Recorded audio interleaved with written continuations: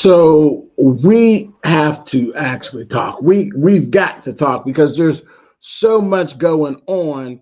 Yeah, yeah, it's episode 3.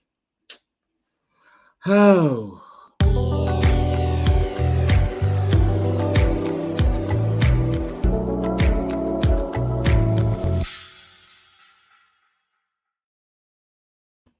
Hey guys, thanks so much for clicking on the video. This is my review for season 11, episode 3 of American Horror Story NYC.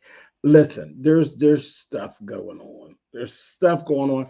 In this episode, they opened up more about some of it turns out to be basically chemical warfare is basically what our girl is actually saying. You remember the lesbian that was the leader of the lesbians that came in and dealt with Gina.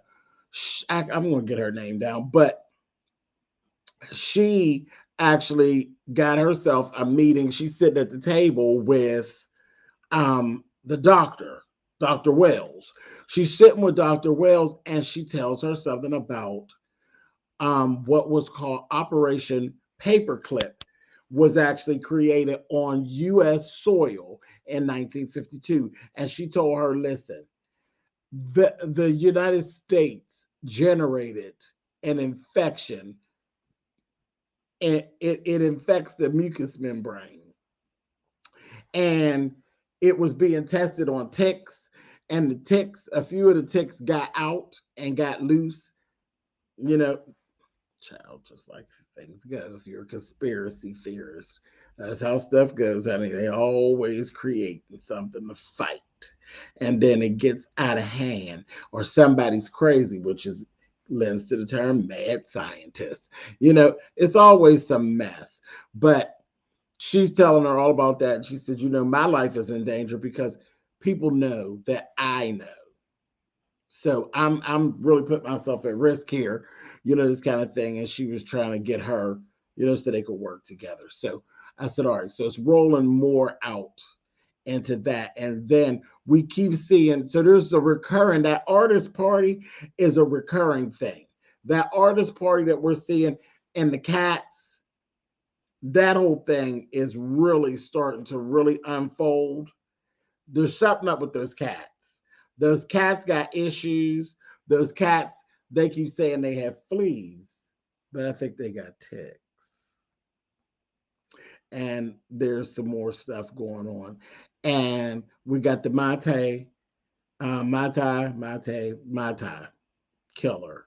And then we got the Leatherman.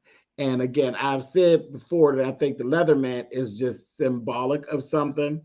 And this, I thought about it again because now Stu wakes up downstairs in the cage over at Sam's house, Sam and Theo's house, but the cage is open. And Stu just gets up, and Stu's cute. He really is cute. Stu gets right up and just kind of, you know, he's like he's wonky and wobbly. He walks right out, and as he gets upstairs, you know, he gets to the front door and he's like, I just want to, you know, I just want to get out. I don't want no trouble. I just want to go. And he escaped. He literally walked right past the Leatherman because the Leatherman was at the door. So again, I said, he can't actually be real. He's just standing there. Like, you're guarding the door for what? And you're letting Stu leave. But no, he walked right out and he went to the police. Went to the police. The police end up coming and questioning Sam, which ends up being a whole big mess. They come in, Sam's having one of his wild midday parties. They clear out the party, and you know, they end up, it's Patrick and another cop, and they're down there. She's showing them the cellar. He's going through the story and baby, he ends up rolling up on Patrick and told him, don't because I know what you're into. I've seen you a couple times. Why won't you stop covering up that beautiful face of yours? This, that, thing, and the other, honey. And the next thing I know, honey, the investigation was over. I said, oh, Patrick. Anyway, so then after that, we see Gino and Patrick talking. Gino actually has a sketch. Someone has actually sketched for him, and it was dead on. Like, I mean, he missed a lot from being, drugged, but he got a lot. That photo was pretty dead on. Yeah, Gino's bad. Gino's something else. But he ends up, he's like blowing him off. And Gino does what Gino does, honey. He seduced him. He seduced Patrick into stalking out at the phone booth outside the gay bar and all of that to try to get a lead on the Mai Tai killer. Mai Tai killer. And here the killer calls the booth after a couple of hours. He was actually staking him out, and he was staking him out. He got down there, told him, whatever. He was standing out there for hours, this, that, thing, and the other. I said, ain't it something when the stalker is being stalked? And vice versa. I said, oh, interesting. But he ends up telling him, meet me basically at the artist party. Sends him there. Goes to this artist party. Listen, there's a lot going on with Patrick. And I believe Patrick actually has a sex addiction is kind of what I'm seeing. I don't think it's just him like sneaking and sliding around. I don't think he really can't help himself. I think he really does have a sex addiction. It happens. People do suffer with it. It's a real thing. But he goes down to the party, ends up meeting up with another guy. Now, oh boy, is there and watching and caring, but he ends up getting with another guy who he thinks could be him. He follows him back here into one of these rooms, and the next thing you know, baby, they are back there having a whole session. And baby, he's up back there whacking him and beating him with a cat of nine tails all over his back. I said, okay. And I watched as how he got so enthralled into what was going on and the whole. I said, oh yeah, baby, you okay. Yeah. And just the fact of the way how Gino ain't stupid, the way that he can just literally seduce him. I mean, Gino done had him leave his wife, child. Gino got something on him too. Anyway, shortly after that, we see that announcement. This is a mess. You literally, Gino, pushed your man out into the streets to do something, but he actually ended up doing something. I said that's kind of messed up, but oh well, girl, your problem. Anyway, the artist, y'all know the artist that got the big old forehead and his face is always painted white and he does all the poetry. His name is, what was his name? Hans. That's his name, Hans. Hans is in the subway and he sees a homeless woman and she says something is coming for you. And then he had a rash. He has a rash, and the friend of his blamed the cat. I said, here we go more with this cat than the rash. There's something going on with these cats. Again, they're saying that they have fleas. I don't know if they're fleas, ticks, what? Same family. But anyway, something going on in connection with the cat.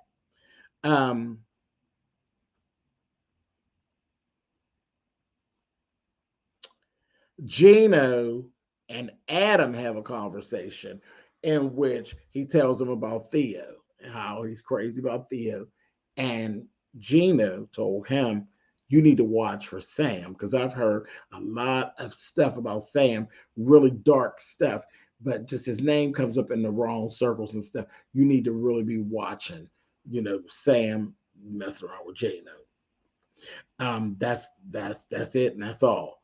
Then we end up seeing this when things went left. We see Theo meeting Adam at this private party, and the hostess is this queen. Is this trans girl? She's the hostess, and she's real snarky and and fly, and she's in there. And when we see Theo show up, because Adam showed up first, then when we see Theo show up, the leather man is standing outside watching Theo go up into the party. So I'm saying, okay, again, all this symbolism. Theo don't see him. He never sees him. Um, again, I don't know. I don't know, y'all. It's because this getting kind of weird. But right here is where it really turns left. In the meantime, we got Gino. He's back seeing the little old queen at the brownstone. They talking, and he shows the picture, and he says, "Yes, I've seen him before." Hmm. He said, "I've seen him," and he said, "You need to put these up, because he needs." He said, "Sorry, honey, that I'm sorry that happened to you, but this really ain't about me, girl. I mean, I'm good. I ain't really trying to be involved all like that." I said, "Oh wow." So, of course, Gino was frustrated and said what he had to say to him. Um, Shortly after that, while they're at the party, Adam and Theo are actually, well, it's Adam that's actually sent a Mai Tai drink. And Adam's like, whoa, okay, wait a minute. Like, yeah, he's here. And then at the same time, we see the leather man actually putting chains on the door of the brownstone, this little private brownstone where this party's being held. He has chains he's putting on the door, and um then somebody goes to the door and they cause this commotion. They're like, wait, we're locked in, this, that, and the other. So when they run to the door,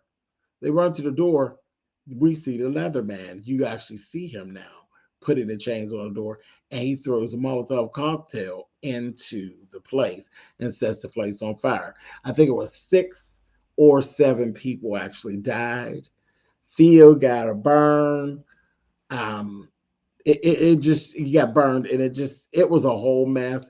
And yes, the Mai Tai killer was actually there, so he was unaware. So now we know that the leather man actually isn't just a figment of everybody's imagination. He is a real person. He is trying to harm some of these LGBTQIA people. Why, I don't know.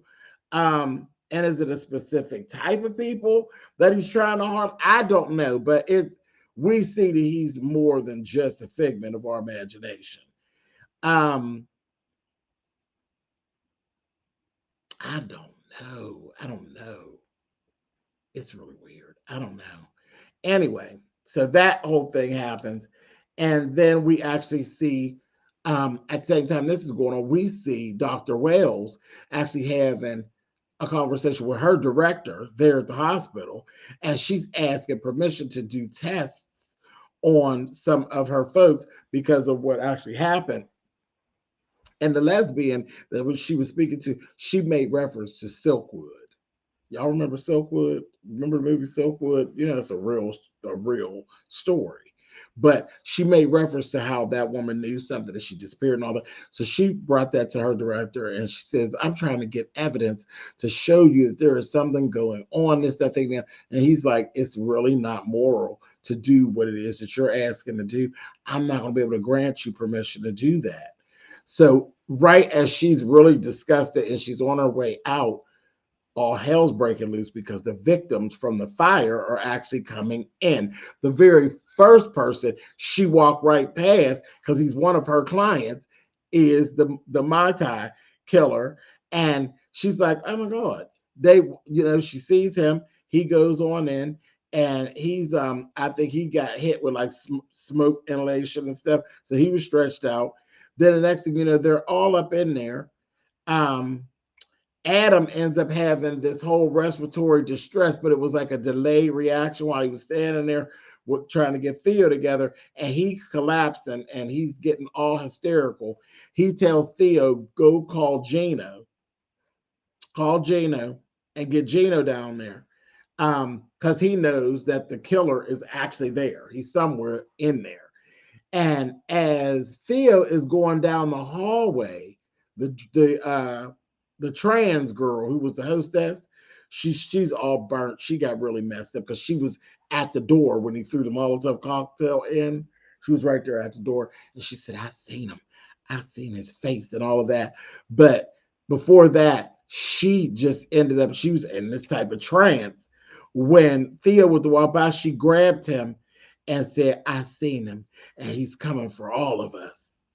I said, and she was in some type of a trance again when she talked to Theo. And Theo just kind of looked and was like, "Yeah, okay, girl," and kept on going. Gino actually ends up getting there, him and Patrick.